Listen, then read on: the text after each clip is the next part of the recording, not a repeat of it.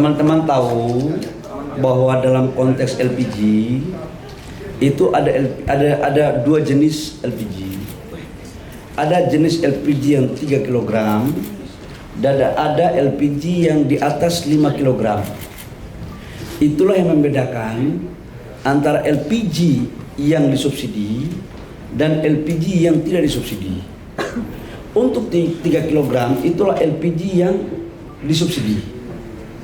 Sementara yang di atas 3 kg itu adalah LPG yang tidak disubsidi. Nah, khusus untuk LPG yang disubsidi, stok kita di atas standar minimum nasional dan harganya tidak ada kenaikan, flat, sama dengan harga bensin RON 90 dan harga solar CN 48. Nah, kenapa harganya naik? Saya katakan bahwa kita mengatur harga yang pemerintah bisa menjamin untuk harganya nggak naik itu adalah yang bersubsidi.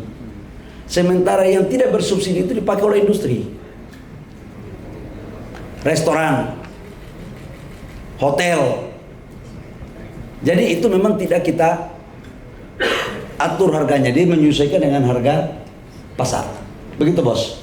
Tapi kalau dibilang harganya langka, saya pikir laporan dari kami standar minimum di atas 10 hari kok, di atas standar minimum nasional. Jadi sebenarnya stoknya aman ya Pak? Aman. Pak Bahlil, berarti ada kemungkinan harganya turun kalau harga minyak dunia turun ya Pak? Pasti. Oke. Jadi akan ada formulasinya. Dulunya itu kan pakai harga Saudi Aramco. Jadi kalau harga dunia turun, dia pasti turun juga. Kalau harga dunia naik, naik. Tapi kalau untuk LPG 3 kg, sejak LPG diterapkan tahun 2006, 2007? Enggak, 2006 atau 2007 LPG itu sampai dengan sekarang belum pernah kita naikkan harga dari pemerintah. Yang ada itu adalah dimainkan harganya di distributor dan pangkalan. Itu kira-kira. Dulu kalian masih ingat kan tahun 2025 Februari yang kalian juga hajar saya kan waktu itu. Itu waktu itu saya mau tata untuk betul-betul yang subsidi itu adalah yang menerima yang berhak dengan harga yang betul-betul sudah ditetapkan. Harga yang kita tetapkan waktu itu berapa? 17.000 sampai 18.000. Itu harga subsidi harus sampai di rakyat. Tapi kan ada yang sampai 25.000 waktu itu dibuat. Tapi begitu kita menertibkan kan ya macam-macam lah, tapi ya udahlah sudah berlalu. Bapak, sekarang yang penting Hormuz baik kok. Bapak, harga BBM non subsidi kan udah ada yang naik ya Pak, tapi kan Pertamax itu bensin belum naik, itu kira-kira bakal naik juga nggak sih Pak? Saya katakan bahwa kalau yang untuk BBM non subsidi itu ada penyesuaian harga. Tahap pertama mungkin sekarang dilakukan seperti sekarang. Tahap berikutnya kita lihat penyesuaian. Kalau harganya turun, ya nggak naik. Tapi kalau harganya begini terus, ya mungkin pasti ada penyesuaian. Karena kan yang bisa kita jamin negara, pemerintah bisa menjamin itu kan adalah harga subsidi. Dan itu kan peraturan Menteri SDM 2022 kan sudah jelas itu, ada formulasinya. Begitu ya Dek ya? Tapi sampai berapa Pak bisa ditahan Pak? Kenaikan harga BBM sekarang sampai... Ya nanti kita lihat lah. Kalau untuk subsidi gue bisa jawab. Langsung jelas dengan angka-angkanya. Nggak akan berubah berarti Pak? Yang mana? Subsidi sepanjang tahun nggak akan berubah? Kalau subsidi sampai dengan harga ACP dunia $100 tidak akan naik. Rata-rata maksudnya apa ya? Rata-rata. Sekarang average rata-rata dunia ACP kita dari Januari sampai tertanggal yang saya ngomong itu kurang lebih sekitar $76. Hari ini ya, kalau kemarin kan 77, kan pernah naik sampai 105, 106. Sekarang udah turun kan? Sudah di bawah 100 ya Pak Dirjen. Jadi rata-rata tadi pagi saya bangun tidur, bacaan saya sekarang adalah harga ICP dunia. Dan ICP rata-rata, kita mungkin 76 sekian. Pak, Begitu. Pak, kabarnya Sabtu kemarin tuh ada kapal tanker bawa LPG ke Indonesia. Itu tuh sebenarnya pesanan Pertamina atau gimana Pak? Lewat dari Selat Hormuz berhasil lewat. Laporan dari Reuters, tapi benderanya Panama Pak. Waduh, saya bukan wartawan internasional ya. Saya Menteri SDM Negara Kesatuan Republik Indonesia. Coba saya cek ya. Oke. Untuk kenaikan solar non subsidi itu apakah ada dampaknya ke BM40 nggak Pak? Karena komponennya kan 60% solar, 40 minyak nabati. Nah ini kenaikan solar non subsidi itu dampaknya ada nggak Pak? Solar subsidi, Non-subsidi. kalau non subsidi itu sekali lagi saya katakan harga pasar. Sekarang kan kalau kita lihat dengan ICP sekarang B0 itu lebih mahal daripada B40. Nah pasti ada koefisien pembaginya di situ perhitungannya. Jadi pasti kalau pada saat turun ya turun, naik ya naik. Ya, oke teman-teman. Mau tanya Pak, harga BBM non subsidi kan yang tinggi Pak, ada potensi konsumen lari ke BBM yang di bawahnya terus BBM Iya tuh, subsidi. switching ke Pertalite gitu Pak. Ya saya cuma mau sampaikan aja lah, BBM subsidi itu kepada saudara-saudara kita yang berhak. Jangan model kayak saya, kayak Dirjen, Wamen, karena harga BBM RON 98 naik, tiba-tiba mereka masuk ke subsidi. Itu kita mengambil hak saudara-saudara kita yang berhak menerimanya. Apa nggak malu kita? Itu aja ya bos ya. Tapi ada langkah pengawasannya nggak sih Pak? Hah? Ada langkah pengawasannya? Pengawasannya ketat. Pembatasan masih jalan Pak. Gimana? Pembatasan konsumsi BBM masih jalan Pak. Ya saya kan waktu di Seoul di Korea, waktu saya menyampaikan bahwa BBM-nya itu akan diberikan per hari 50 liter. 50 liter itu kan tangki sudah penuh, itu sudah bisa 400 kilo itu, 300 kilo lebih lah, hampir kurang lebih 400. Sebagai mantan sopir angkot, ya itu pengalaman saya. Terkecuali ada maksud lain kamu isi lebih dari itu. Tapi itu tidak berlaku untuk bis, trek-trek yang mengangkut beras, mengangkut sayur, logistik. Jangan trek yang dipakai untuk kelapa sawit sama tambang.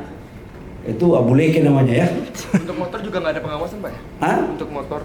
Kalau motor sampai dengan sekarang, Adinda mau isi berapa aja nggak apa-apa. Enggak, soalnya di sosmed itu rame orang bolak-balik pakai motor yang tangkinya besar buat beli Pertalite. Ya itu kembali Dinda, kita harus punya hati Dinda ya. Dinda punya hati dong gitu. Janganlah kau pakai gen, janganlah kau bolak-balik, kasihan rakyat kita Dinda ya. Cari rezeki itu penting, tapi yang baik-baik ya Dinda ya. Hah? Tapi perlu ada pengawasan kok kayak gitu. Pengawasan itu ada, tetapi yang terpenting itu adalah keinsafan dari diri kita. Ya. Masa sih kita harus malu nggak kalau kita diawasi terus Dinda? Itu ya. Apalagi? Soal penataan itu Pak. Apa? Penataan itu. Judulnya apa ini sekarang? Kan seminggu kan pekan kemarin kan. Oke. Mungkin update Pak udah berapa, kemudian sektor tambangnya apa aja. Menyangkut dengan perintah Bapak Presiden dalam rangka nggak kebetulan hari ini. Menyangkut dengan penataan IU yang atas perintah Bapak Presiden itu dikhususkan kepada iuk-iuk yang ada di dalam kawasan hutan yang meliputi hutan lindung, hutan konservasi, cagar alam, ataupun taman nasional, hutan-hutan produksi terbatas, atau hutan-hutan yang bisa dikonversi yang belum ada IPPKH-nya. Itu yang akan dilakukan penataan. Sementara dalam kawasan hutan yang sudah ada IPPKH-nya dan atau aturan lain yang memungkinkan, maka itu dengan sendirinya tidak akan dilakukan evaluasi karena izinnya kan sudah ada, gitu bos. Tetapi kalau di areal yang belum ada izin IPPKH-nya, itu yang akan menjadi bagian yang dievaluasi. Saya sudah melaporkan kepada Bapak Presiden tentang langkah-langkahnya dan nanti akan diumumkan pada waktu yang tepat. Ya. Tambangnya apa Pak? Hah? Tambangnya apa jenisnya? Semua tambang lah. Semua memukau lah, tambang apa aja ada. Nikel ada, batu bara ada, emas ada, apa lagi? Boksit ada, pasir kuarsa ada, timah ada, semuanya. Karena total iup kita kan ada 4.000 lebih, kurang lebih sekitar 4.000, hampir 5.000 lah, hampir 5.000, kurang lebih ya, 4.000 lebih. Nggak sampai 5.000 tapi hampir. Baik bos. Pak, balik ada Oh, satu lagi Pak. apa nih, Dah? Proyek ini Pak, apakah ini juga bagian dulunya dari proyek PDD yang dikelola Chevron itu atau memang tersendiri gitu Pak? Enggak, ini barang baru. Ini adalah baru dilakukan eksplorasi. Makanya waktu saya masuk jadi Menteri SDM, pertama yang kita lakukan adalah meningkatkan produksi sumur-sumur yang sudah ada dengan teknologi, tapi juga kita melakukan percepatan eksplorasi.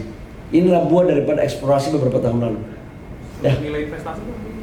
Wah ini pasti besar bos. Ya tahap pertama aja investasinya kurang lebih sekitar 15 miliar US dollar. Mana Pak Joko? Ya siap, 15 Pak. Kurang lebih sekitar 15 miliar US dollar. Itu di tahap pertama. Dengan anak penemuan yang baru ini lagi, itu bisa karena dekat aja kan mereka kan. Jadi ya mungkin kurang lebih sekitar 20 miliar US dollar. 20 miliar itu sama dengan 300 asumsi 17.000 atau 16.500. Ya 340 T lah.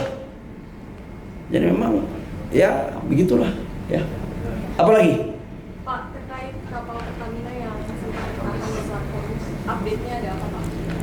Kita terus melakukan komunikasi intens dengan pihak dari Iran. Kolaborasi SDM dengan Kemenlu itu juga kita lakukan terus. Doain ya, karena tidak semuanya harus kita sampaikan kepada publik. Ini bicara geopolitik dalam kondisi kayak begini. Ya boleh kita terbuka, tapi jangan terlalu banyak terbuka lah, nanti malu juga kita ya. Operator kapalnya katanya ini orang India ya Pak? Saya tidak tahu ya. Berarti saya harus jadi direktur operasional perusahaan itu harus saya tahu. Mbak, kamu pikir Menteri SDM itu tahu semua ya? Oke, makasih ya. Terima kasih Pak. Makasih. Sukses semua ya.